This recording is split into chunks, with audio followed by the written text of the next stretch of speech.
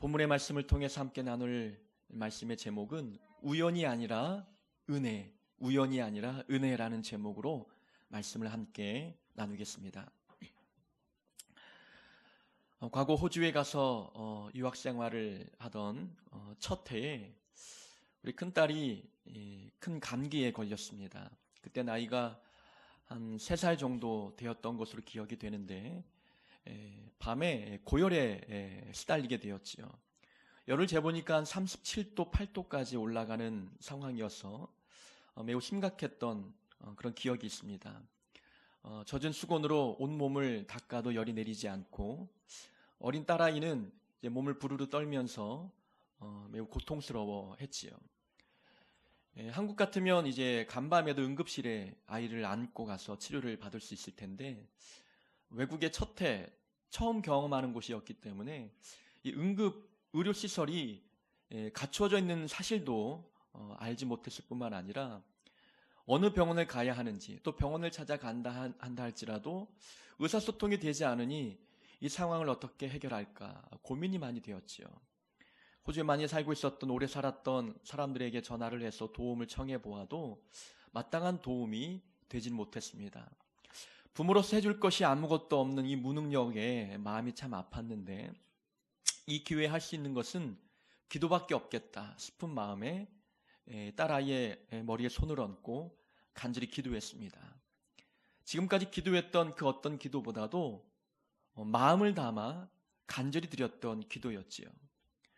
근데 신기하게도 기도했더니 열이 내리기 시작하는 겁니다.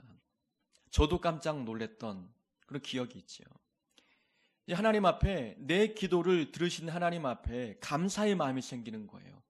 주변에 도울 사람이 아무도 없으니 하나님께서 이렇게 피부에 느낄 만큼의 역사를 통해서 강하게 도와주시는구나.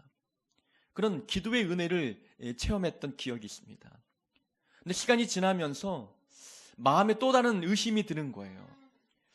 정말 이 딸이 열이 내린 이 사건이 기도 때문일까? 아니면 시간이 지나서 자연스럽게 열이 떨어진 것은 아닐까? 하나님께서 내 기도를 들어줄 리가 없는데 나에게는 치유의 은사도 없을 뿐만이 아니라 한 번도 기도를 통해서 병이 나았던 경험이 없는데 하나님께서 이번에 내 기도를 통해서 이 딸아이의 감기를 이 열을 내리게 하셨던 것일까? 우연이 아닐까라는 생각이 들기 시작하는 거예요. 하나님께서 은혜의 사건을 보여주셨음에도 불구하고 이 은혜를 하나님이 역사하셨다라고 믿지 못하니 마음속에서 감사가 사라지기 시작하는 겁니다. 믿음이 있다 없다의 차이를 우리가 알 수 있는 방법은 한 가지입니다. 내 삶에서 벌어지는 수많은 은혜의 상황들을 하나님이 하신 사건이다, 하나님이 역사하신 것이다 라고 그렇게 바라보는 시각을 갖고 있는 사람들이라고 한다면 믿음이 있는 것입니다. 근데 내 마음에, 내 삶 속에 수많은 감사의 조건들을 경험하고 있음에도 불구하고 이 모든 것들을 우연으로 치부해버리는 모습, 이것은 믿음이 없는 것이지요. 믿음의 눈을 갖고 있는 사람은 크건 작건 내 삶에 멀어지는 모든 감사의 조건을 하나님의 은혜의 결과로 인정합니다. 이것은 하나님이 하신 일이야. 이것은 하나님께서 역사하신 거야. 하나님은 내 기도를 들으신 거야. 이렇게 반응하는 것, 하나님의 일하심에 대하여 인정하고 그것을 믿음의 사건으로 받아들이는 것이 바로 믿음인 겁니다. 대부분의 어떤 사람들은 오랜 세월 동안 기도하고 또 간절히 하나님 앞에 매달렸음에도 불구하고 기도의 결과가 눈앞에 나타났는데 이것을 우연으로 생각합니다. 그냥 약이 먹고 나았겠지. 열이 떨어질 때가 되었으니까 떨어졌겠지. 기도의 결과를 우연으로 바꾸어 받아들여 하나님 앞에 영광 올려드리지 못하는 그런 모습들이 우리 안에도 있다는 것입니다. 이러한 우스운 예화가 있습니다. 어느 교회 옆 건물에 술집이 들어섰습니다. 매일 밤마다 취객들이 고성방가로 시끄럽게 하는 터에 이 목사님은 예배를 드릴 수가 없는 겁니다. 그래서 당회를 소집하여 우리가 저 옆에 있는 건물을 이제 매입하자고 결정지었습니다. 이제 술집 지인을 찾아가서 우리가 이 건물을 좀 살 테니까 비싼 값에라도 좀 넘겨달라고 부탁을 했어요. 장사가 잘 되는 그런 술집 주인이 그 건물을 매각할 리가 없는 것이지요. 거절당하자 목사님이 그날부터 한 달 동안 작정 기도를 드리는데, 하나님께 기도할 때에 하나님, 저 옆집 술집 건물에 불이 나게 해달라고 기도하는 겁니다. 근데 정말 불이 났던 거예요. 불이 났더니 이제 그 술집 주인이 이 목사님을 검찰에 고발했습니다. 목사님이 기도해서 우리 집에 불이 났다는 거예요. 그래서 판사 재판을 받기 시작하는데, 재판장이 이제 목사님에게 묻는 거예요. 정말 이 술집이 불이 나도록 기도했습니까? 예, 기도했습니다. 그럼 이 기도해서 불이 났다고 이 술집 주인이 고발해서 손해배상을 청구했는데 어떻게 생각합니까? 물었더니, 기도는 하긴 했지만 정말 기도한다고 불이 나겠습니까? 라고 대답하는 거예요. 이 재판장이 이제 술집 주인에게 묻는 거예요. 목사님이 기도해서 불이 났다고 생각합니까? 예, 목사님이 기도해서 우리 집에 불이 난 거예요. 그렇게 불이 나도록 기도했으니 불이 난 건 아니겠습니까? 대답하는 거죠. 재판장이 판결을 내렸습니다. 술집 주인은 믿음이 있고 목사님은 믿음이 없다라는 것이 재판장의 판결이었어요. 이 예화가 영국에 실제로 있었다라는 그런 설이 있지만 확인된 바는 없어요. 이 예화를 통해서 우리가 알 수 있는 게 무엇입니까? 무엇인가 기도해서 기도의 결과가 나타났는데 이 결과가 기도의 결과라고 본인은 믿지 않는 거예요. 나는 기도해서 정말 하나님께서 은혜를 베풀어 주셨는데 이 은혜의 결과를 기도 때문이라고 받아들이지 않는, 우연으로 치부해버리는 모습들이 믿음의 성도의 삶 속에 있다는 겁니다. 하나님께서는 은혜를 주시고 감사의 조건들을 많이 허락해 주셨습니다. 근데 그 은혜와 감사의 조건들을 누리고 있으면서도 이것이 믿음 때문이다, 은혜 때문이다, 하나님이 일하신 결과다라고 인정하지 않는 이 모습들이 우리 안에 있지 않는가라는 것입니다.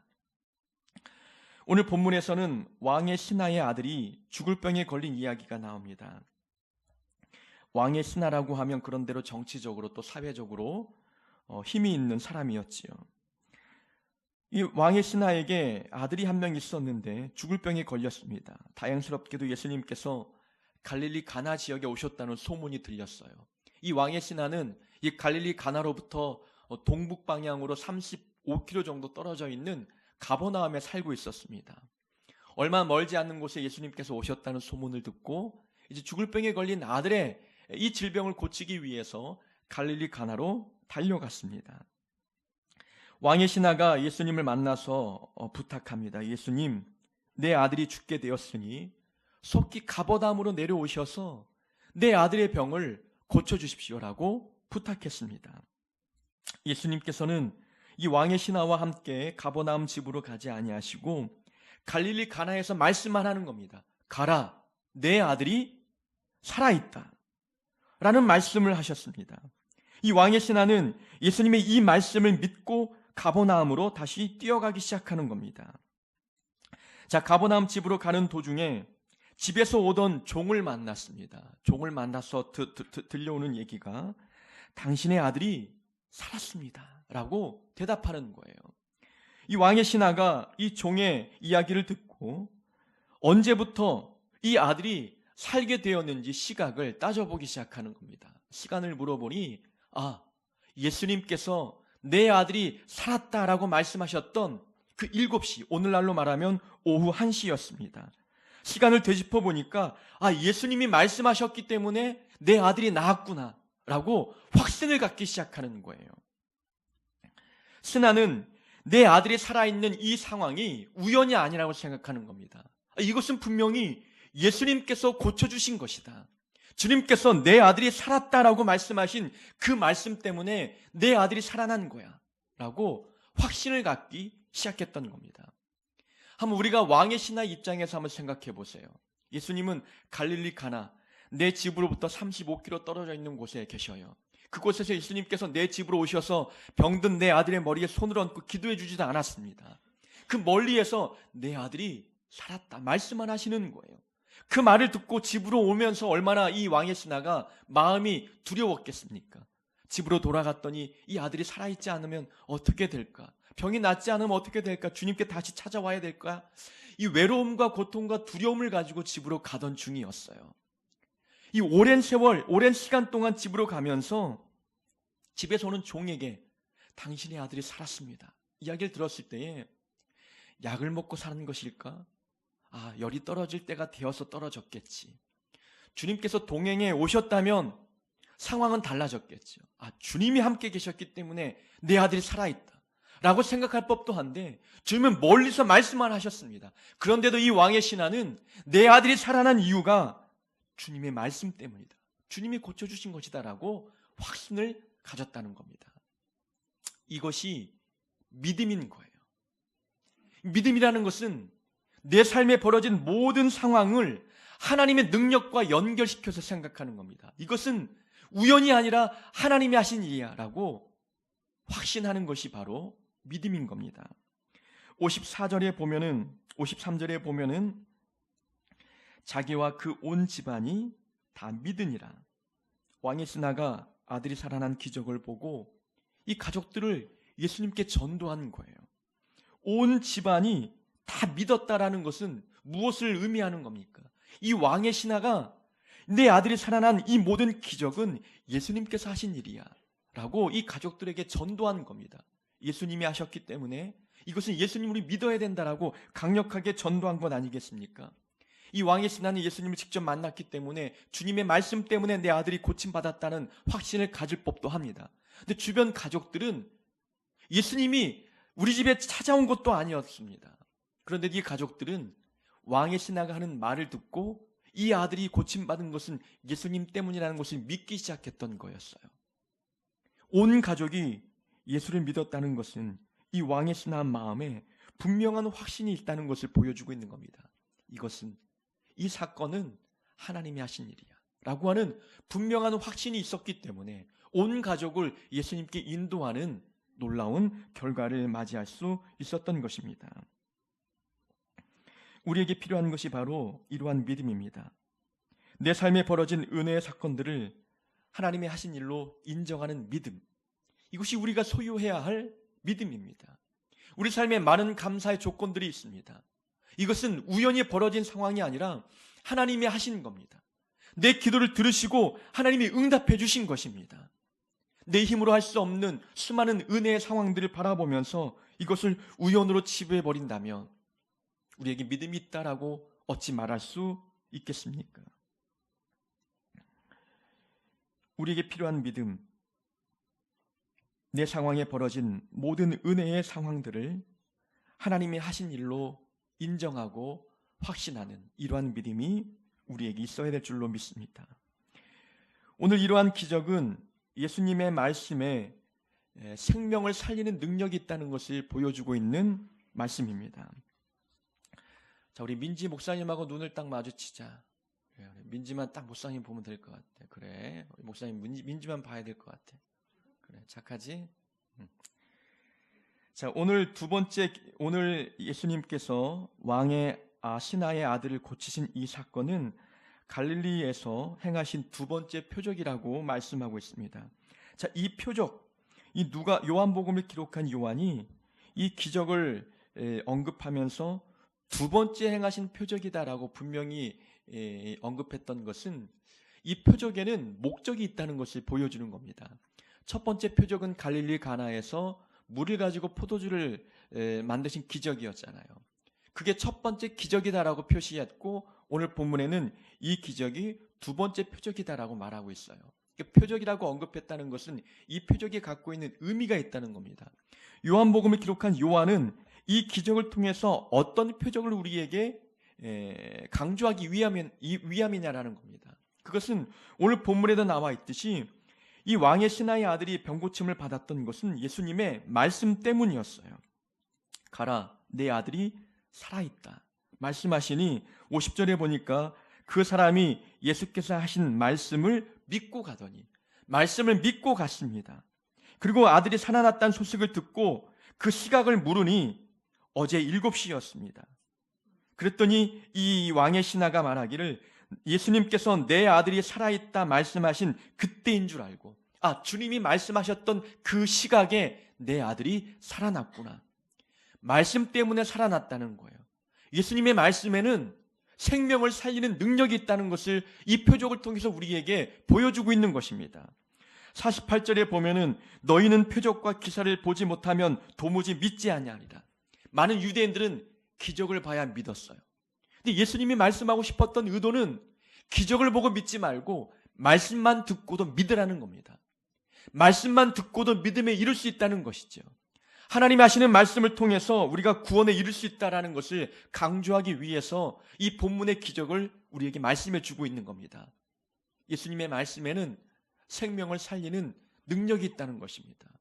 우리는 그래서 늘 말씀을 듣는 자리에 나와야 합니다. 말씀을 통해서 우리에게 생명이 들어오는 겁니다. 우리가 설교를 통하여 성경 통독을 통해서 내 영혼이 살아나는 것을 경험하는 놀라운 은혜를 우리가 삶에서 체험할 수 있다는 것입니다. 구원에 이르는 믿음, 이 믿음을 우리가 소유할 수 있는 방법은 하나님의 말씀을 들을 때 생기는 겁니다. 아무리 좋은 친구가 또 부모님이 또 자녀가 우리를 전도한다 할지라도 그들의 전도에 하나님의 말씀의 능력이 있으면 생명에 이르는 믿음을 소유하게 되는 겁니다. 그래서 하나님 말씀을 듣는 자리에 나와서 말씀을 듣고 우리의 믿음, 우리의 영혼이 살아날 수 있는 믿음을 소유할 수 있는 자들이 되어야 하는 것입니다. 하나님의 말씀을 통해서 우리 마음의 근심이 사라지고 평안이 깃드는 것, 이것은 예수님의 말씀에 생명을 살리는 능력이 있기 때문입니다. 우리 마음의 걱정이 떠나가고 기쁨이 자리 잡는 이유, 말씀을 들을 때 마음에 그러한 변화가 일어나는 것은 주님의 말씀 가운데에 생명을 살리는 능력이 있다는 것을 우리가 경험하고 있기 때문입니다. 오늘 본문의 이 신하가 예수님을 찾아와서 죽을 병에 걸린 아들의 병을 고쳐달라고 부탁했던 것, 이 신하가 아들이 아프지 않았다면 과연 예수님을 찾아왔겠는가라는 겁니다. 이 왕의 신하는 왕을 섬기는 자였습니다. 이 신하가 섬겼던 왕의 이름을 보면 헤롯 안티파스였습니다. 헤롯 안티파스는 이 갈릴리 지역을 다스렸던 분봉왕이었지요. 이 헤롯 안티파스가 얼마나 잔인한 왕이었는지 우리는 역사적인 사건을 통해서 우리가 알게 됩니다. 세례 요한의 목을 베었던 자가 바로 헤롯 안티파스였어요.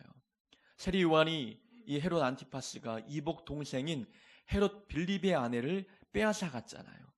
이복 동생의 아내를 빼앗아간 그 죄를 세례 요한이 책망하자 이 헤롯 안티파스가 자기의 생일날 딸의 간청에 의하여 세례 요한의 목을 베었던 것이지요.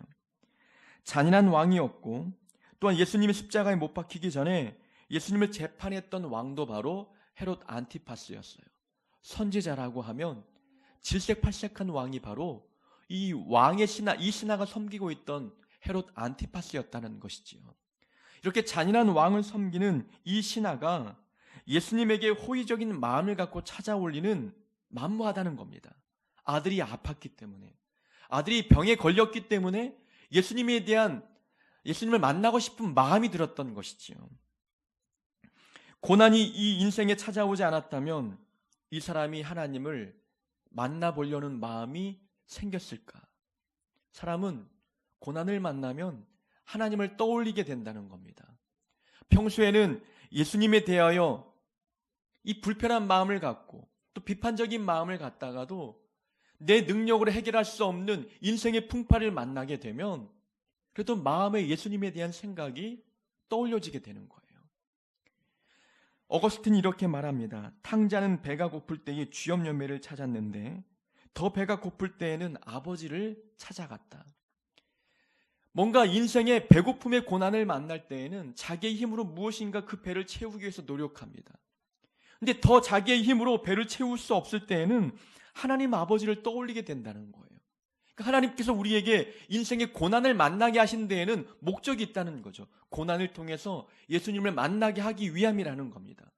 이 왕의 신하가 아들의 질병이라고 하는 인생의 고난을 만났기 때문에 주님을 찾아가고자 하는 마음이 생겼던 것입니다. 고난이 이 왕의 신하의 인생에 찾아왔던 것은 결코 우연이 아닙니다. 하나님께서 이 영혼을 부르신 거예요. 이 영혼을 부르셔서 하나님 자녀 삼기 위해서 이 아들의 질병을 통하여 이 영혼과 이 가정을 구원해 주신 것입니다. 고난을 통해 예수님을 만난 것, 이 왕의 신하가 우리에게 보여준 배울 점이라는 것입니다. 어떤 사람은 고난을 만나면 불평합니다. 그러나 어떤 사람은 고난을 만나면 더욱더 하나님을 가까이 만나기 위해서 주님을 찾아옵니다. 우리는 어떤 종류의 사람입니까? 이 고난을 하나님께서 베푸신 데에는 의도가 있다는 것이지요. 이 고난을 통해서 하나님을 더 깊게 만나고자 하는, 우리를 더욱더 만나고 싶어 하시는 하나님의 마음이 이 고난 속에 담겨 있는 것입니다. 인생의 고난을 겪고 있다면 더 하나님을 붙들 수 있길 바랍니다. 하나님을 만남으로 말미암아 우리가 하나님을 통해서 우리의 믿음이 더욱더 성장해가는 은혜를 경험할 수 있어야 합니다. 46절에 보면은 갈릴리 가나에 예수님께서 오셨다라고 설명하면서 전에 물로 포도주를 만드신 곳이라 라고 부연 설명을 하고 있어요. 자, 갈릴리 가나에 이르시니 전에 물로 포도주를 만드신 곳이라. 요한복음을 기록한 요한이 갈릴리 가나에 대한 그 지명을 소개할 때에 물로 포도주를 만든 곳이라고 이 독자들을 이해시키기 위해서 설명을 첨가하고 있다는 거예요. 이것을 보면 무엇을 의미하겠습니까? 보통 우리가 어떤 지역을 이야기할 때에 그 지역에 대해서 잘 모르는 사람들에게 부연 설명하는 게 있잖아요. 보성하면 녹차밭 있는 보성이라고 이야기해요. 우리가 여수를 소개할 때는 어떻게 말합니까? 과거에는 뭐 갓김치, 때로는 게장으로 유명한 지역이라고 여수 지역을 상세하게 설명하지 않나요? 또 여수 밤바다라는 노래가 나온 뒤부터는 여수 밤바다 노래의 배경인 그 여수에 살고 있다고 이렇게 이야기합니다. 무엇인가 그 지역에 대해서 잘 모르는 사람들에게 그 지역을 소개할 때에는 그 지역에 걸맞는 상황이나 사건과 특산물들을 함께 첨가해서 설명하는 거예요. 자, 갈릴리 가나라는 지역을 모르는 자들을 위해서 어떻게 설명하는 거예요? 예수님께서 물로 포도주를 만드신 곳이라고 애써 설명하는 겁니다. 사람들이 가나라는 지역은 몰라도 물로 포도주를 만드셨던 그 기적이 나타난 곳, 그 사건을 들으면 가나가 떠올려지는 거예요. 자, 그것은 무엇을 의미하는 거예요? 갈릴리 가나에서 예수님께서 물로 포도주를 만들었다는 기적은 모든 사람들이 알고 있다는 거예요. 소문이 났다는 것이지요. 모든 사람들이 그 소문을 듣고 가나는 몰라도 포도주를 만드신 놀라운 기적의 사건은 알고 있었다는 거예요. 그 소문을 누가 들었던 것입니까? 왕의 신하도 알고 있었던 거였어요. 첫 번째 갈릴리 지역에서 첫 번째 보여주셨던 기적 있는 갈릴리 가나에 예수님이 오셨다는 거예요. 그 예수님이 그 기적의 장소에 오셨으니 희망이 있는 겁니다. 내가 예수님을 만나면 그 놀라운 기적의 상황들이 내 삶에도 나타나지 않을까 기대감을 갖게 만든다는 겁니다. 믿음에는 믿음의 현재성이라는 게 있어요. 저 사람에게 은혜를 하나님이 베푸셨다면은 그 은혜가 나에게도 임할 줄로 믿는 믿음의 현재성. 저 사람이 받은 은혜는 나와 상관이 없다 여기는 것이 아니라 저 사람에게도 하나님께서 놀라운 기적을 베푸신 능력의 하나님이라면 내 삶에도 동일한 은혜와 기적을 베풀어 주실 것을 믿는 거예요. 그 사람이 받은 은혜와 그 사람의 경험한 기적을 통해서 내 안에 믿음이 생긴 겁니다. 갈릴리 가나에 베푸신 하나님의 놀라운 기적의 상황을 소문을 통해서 들었던 왕의 신하는 믿음이 생긴 거예요. 이 기적을 베푸신 예수님을 만나면 내 삶에도 기적이 나타나겠구나. 내 아들이 살아나겠구나. 이 기대감을 갖고 갈릴리 가나까지 찾아갔던 것입니다. 이 왕의 신하에는 이러한 믿음이 있었던 거였어요. 주님을 만나서 그래서 갈릴리 가나에서 행했던 놀라운 기적의 상황들을 자기의 삶에서도 경험했던 것입니다. 이 왕의 신하는 소문을 자기의 삶에서 현실로 경험했습니다. 어떤 사람에게는 소문을 소문으로만 여기지만 이 왕의 신하는 그 소문을 내 삶에 가지고 와서 그것을 체험했어요. 소문으로 끝난 것이 아니라 내 가정 안에서 또 다른 기적으로 다시금 믿게 되었던 이 결과를 맞이한 이 믿음이 바로 왕의 신하에게 있었던 것입니다. 여러분, 옆에 있는 누군가에게 하나님께서 놀라운 은혜와 복을 베푸셨다면 그것을 바라보고 부러워만 하고 시기하고 질투할 것이 아니라 믿음이 생겨야 되는 거예요. 나에게도 이러한 은혜와 기적과 복이 임할 수 있겠구나 라는 믿음이 생겨야 되는 것입니다. 그래서 믿음이라는 것은 내가 은혜를 체험해도 믿음이 성장하지만 옆에 있는 사람이 은혜를 받아도 그것을 보고도 믿음이 생겨야 되는 거예요. 그 하나님께서 이 옆 사람에게 베푸신 놀라운 능력을 행하신 하나님께서 내 삶에도 동일하게 그렇게 은혜를 베풀어 주실 것이기 때문에 그 아직 이루어지지 않은 결과를 기대하면서도 믿음이 생겨야 하는 것입니다. 우리는 그래서 성경을 읽으면서 이 성경에 나타난 수많은 기적들이 있잖아요. 그 기적을 바라보면서 동화처럼 여기면 안 되는 거예요. 이것은 성경 시대에만 나타난 기적이겠지, 주님 살아생전에만 나타난 능력이겠지, 이렇게 생각할 것이 아니라 하나님은 여전히 우리와 지금 이 시간에 살아계신 분이십니다. 성경에 나타난 놀라운 은혜들이 내 삶에도 충분히 나타날 수 있는 거예요. 성경을 읽으면서도 우리는 하나님이 내 삶에 그런 은혜를 베푸실 것을 기대하는 믿음을 소유해야 하는 것입니다. 만나의 기적을 보면 내 삶에도 하나님께서 만나의 은혜를 베풀어 주시겠지, 이런 기대감을 갖고 믿음에 이르는 것, 믿음의 현지성이 우리에게도 필요한 것입니다. 갈릴리 가나까지 예수님을 만나러 갔던 왕의 신하, 서두에 말씀드린 대로 예수님은 이 왕의 신하가 살고 있던 가버나움까지 함께 동행하지 않으셨고 갈릴리 가나에서 말씀만 했습니다. 내 아들이 살아있다, 내 아들이 살아있다라고 말씀만 했습니다. 이 신하가 그 말씀을 믿고 집으로 돌아갔습니다. 만약에 여러분들이 왕의 신하라면 어떻게 했을 것 같아요? 만약에 저 같으면 제 성격은 좀 꼼꼼한 편이고 다시 한번 확인하는 그런 성격이 있기 때문에 예수님 그렇게 말씀하셔도 그 말씀만으로도 충분히 제 아들이 살아날 것을 저는 믿습니다. 그러나 만약을 대비해서 저와 함께 동행해 주시면 어떻겠습니까? 혹시 모르잖아요. 우리 집까지 함께 가셔서 그래도 아들이 낳았는지 안 낳았는지 확인하신 다음에 주님 가신 길을 가면 되지 않겠습니까? 주님의 말씀에 대해서 제가 믿음이 없는 게 아니라 믿지만 그래도 혹시나 하는 마음이 함께 동행하는 게 어떻겠습니까? 제 성격 같으면 그렇게 할 것 같아요. 근데 왕의 신하는 그렇게 하지 않고 말씀만 듣고 30km 이상 떨어진 집으로 홀로 돌아가고 있는 거예요. 아까도 말씀드렸듯이 집에 도착했는데 아들이 살아나지 않으면 이거 어떻게 되는 겁니까? 그런데 이 왕의 신하는 예수님의 말씀에 대한 능력을 믿고 있었던 거였어요. 주님이 말씀하셨으니 내 아들이 살아났을 거야. 믿음을 갖고 돌아간 겁니다. 이 믿음은 결과를 보지 않고 믿었던 믿음이에요. 예수님께서 유대인들을 책망하실 때 뭐라고 말합니까? 너희는 표적과 기사를 보지 않으면 도무지 믿지 않는다. 너희들은 기적을 봐야만 믿느냐? 왜 말씀만 갖고도 믿음에 이르지 못하느냐? 책망했습니다. 근데 이 왕의 신하는 결과를 보지 않았어요. 아직 내 아들이 살아났다는 결과를 눈으로 확인하지 않았습니다. 그런데 말씀만 듣고 내 아들이 살아났을 거야 라고 믿음을 갖고 집으로 돌아갔다는 겁니다. 이게 믿음인 거예요. 결과를 보지 않고 믿었던 믿음이 있었던 것입니다. 많은 사람들은 결과를 봐야 믿습니다. 이런 믿음은 누구나 갖는 건 아니겠습니까? 내 눈앞에서 바다가 갈라지는 이 놀라운 기적을 봐야 그때 믿는 것, 그것은 누구나 다 믿어요.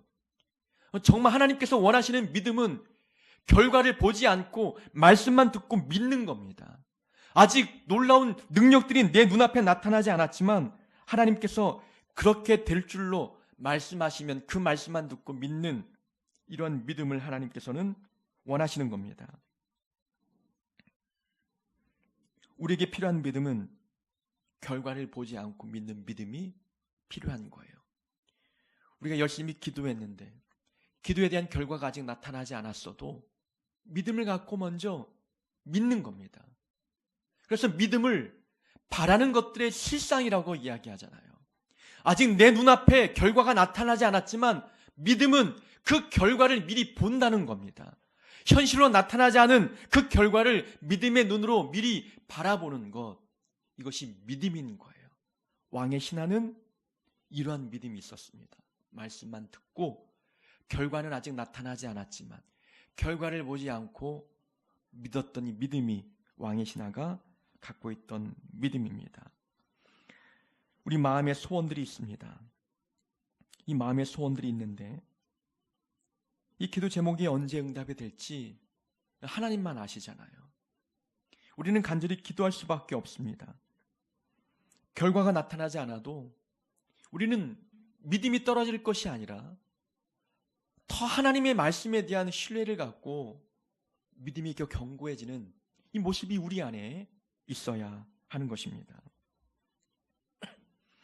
우리의 삶에 벌어지는 모든 감사한 일들, 여러분, 이것은 우연이 아닙니다. 하나님이 기적을 베푸시고 은혜를 베푸신 결과입니다. 우연으로 치부할 것이 아니라 하나님이 행하신 것으로 우리가 믿음으로 받아들여서 모든 은혜의 상황 속에서 하나님께 감사하는 자들이 되어야 합니다. 삶의 고난을 만나면 그 고난을 통해서 하나님을 더욱더 깊게 경험하고 또한 하나님께서 우리에게 하신 그 말씀의 능력이 있음을 믿고 말씀만 갖고 믿음에 이르는 자들이 되어야 합니다.